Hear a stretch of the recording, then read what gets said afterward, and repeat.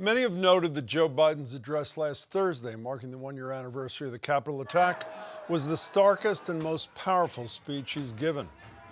The former President of the United States of America has created and spread a web of lies. This was an armed insurrection. But my next guest sees January 6th as something more, an act of war. That's according to former NAACP President and CEO Cornell William Brooks, who recently told The Emancipator, that's the publication by the Globe and BU, that, quote, this was literally a violent declaration of intent under the orders of the president with the aid and abetting by members of Congress. The notable difference between this and the Civil War is they haven't gotten around to designating uniforms yet. Brooks is part of 25 faith leaders from across the country who began a hunger strike on last Thursday's anniversary to urge passage of voting rights protection legislation. Reverend Cornell William Brooks joins me now. He's the founding director of the Trotter Collaborative for Social Justice at the Harvard Kennedy School of Government's Center for Public Leadership, as well as professor at that school. Reverend, it's good to see you. Thanks so much for your time. Good to see you. You started this on January 6th. The intent is to continue it through the day that Chuck Schumer said there'll be a vote, which not coincidentally is Martin Luther King Day.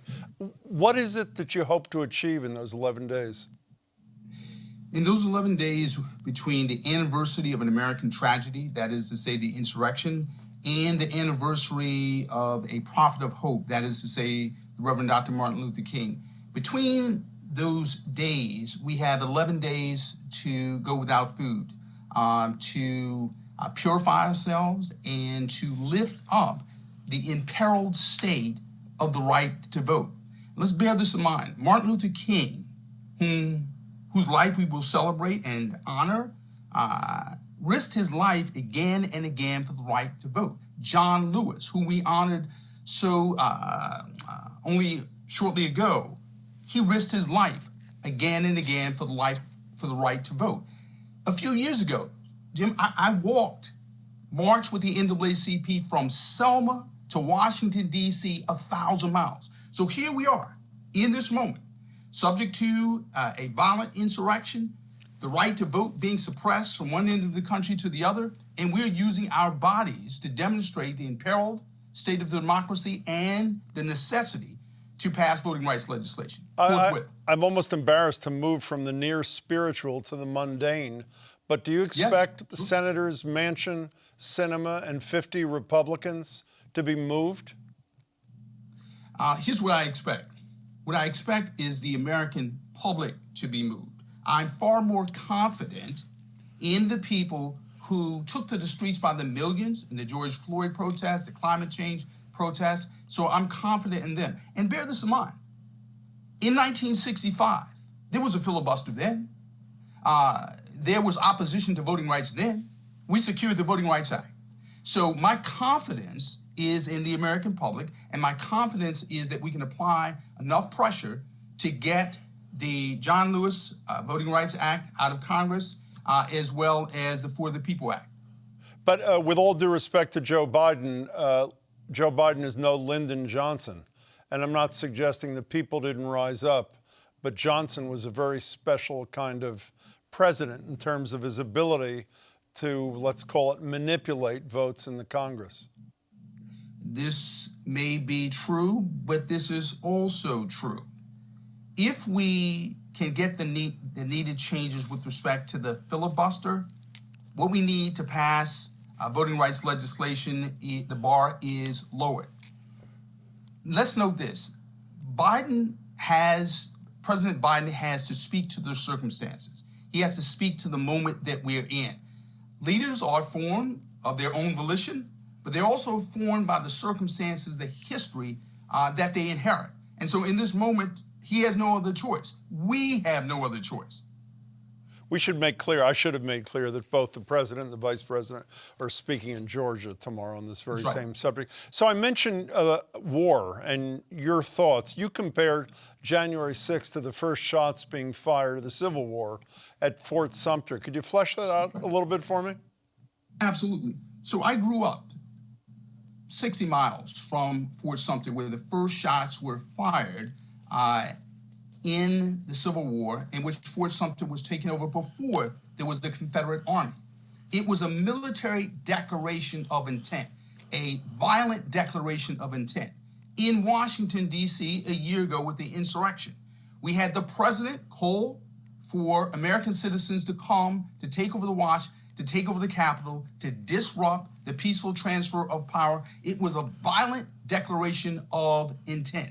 Subsequent to that, we have seen again and again in state legislatures across the country voter suppression laws, and we have seen again and again across the country disinformation campaigns. Now, the war is being carried out, not with cannons, not with old-fashioned muskets or rifles. It's being carried out by suppressing votes. It's being carried out with disinformation. It's being carried out by dividing American against American. It is, in fact, a war. Let's stay with the war notion for a minute. You used to work at the Department of Justice. How do you feel the Department of Justice is fighting that war? The Department of Justice is prosecuting cases in the way the Department of Justice prosecutes cases, which is to say, conservatively speaking, not ideologically, but prosecuting cases to the extent that they can prove the charges.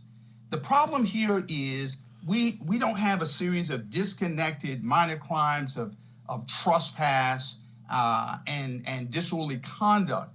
These are political crimes akin to treason and sedition. So I understand that the federal prosecutors are simply trying to make the case. But note this, the majority of people have been charged with, in fact, misdemeanors. And they have been given sentences less than what the prosecutors have asked for. So the charges and the punishment do not measure up to the magnitude of the crime. So in other words, what other country in the world could you have essentially a threat to our nation's capital, right? That's the home of our democracy. And where you get away with a misdemeanor charge. I've taken over federal buildings. I've protested and demonstrated, but we didn't threaten people's lives. We didn't beat up police officers. We didn't try to disrupt the peaceful transfer of power. Yeah, but even if there were adequate sentences and adequate prosecutions against the troops, for lack of a better expression, the generals, we don't even know if the generals are being investigated, much less charged. Is that not correct? We don't know that, but we should know that, and they should be investigated. Certainly in Congress, there's a widespread investigation. Yeah. But we have to look all the way up. It's not enough to look at the privates and corporals without looking at the generals and colonels. You know, when I was reading the press release issued by you and your 24 fellow faith leaders today, I was sort of embarrassed about all the rhetoric that I spout about the importance of voting rights protection and how little I and a lot of people like me have done. We are part of the problem, are we not? Not so much part of the problem, you're part of the solution, right? Which is to say, every time you cast a ballot, you are participating in a civic sacrament. Important. But it's important in this moment for Americans to also demonstrate, to protest, to, yes, call members of Congress. But we got to be very clear about this. When the other side is engaged in disinformation, when the other side is engaged in suppressing the vote, when the other side is literally dividing us one against the other, voting every year, every 2 years, or every 4 years is necessary, but not sufficient. And so we are all part of a solution, which is to say we have to do a whole lot more. Before you go, if I miss lunch, I am complaining. How are you feeling 4 days into this with another week to go? Just an ongoing headache. And water with lemon can help with the nausea, but the headaches are tough. I wish you an end to headaches, and I admire your strength, and I wish you luck in your effort. Thank you so much. Good to see you. Thank you. It's good to see you.